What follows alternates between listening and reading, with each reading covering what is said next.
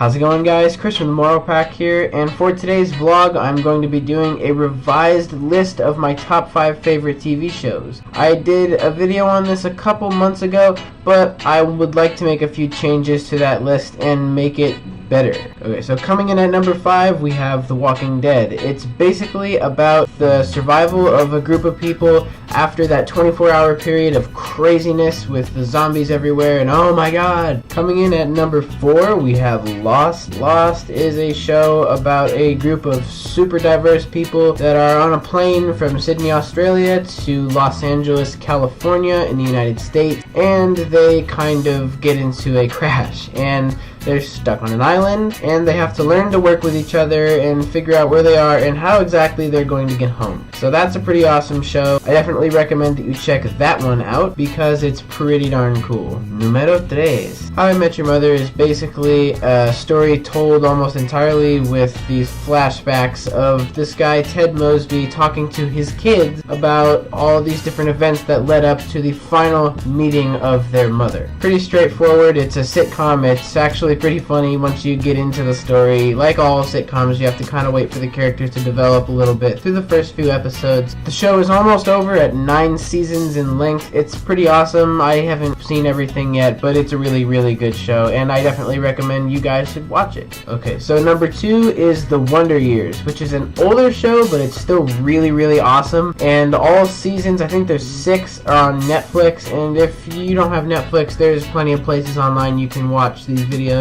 Now, The Wonder Years narrowly misses the top spot for a couple reasons, but it's still a really awesome show, and if it wasn't for the purposes of this video, I would probably just tie it with number 1. But it's a really good show about this kid named Kevin Arnold, and they basically follow him as he grows up through middle school to high school with his best friends Winnie Cooper and Paul Pfeiffer. It's a really awesome show that went from the late 80s, I think, to early 90s. However, it was set in the 60s, so that's a pretty cool show. I would really suggest you guys watch that. It's a really relatable show, and it's really awesome. Okay, so for number 1, what could it possibly be? Of all the shows out there, what could my favorite show at the moment possibly be?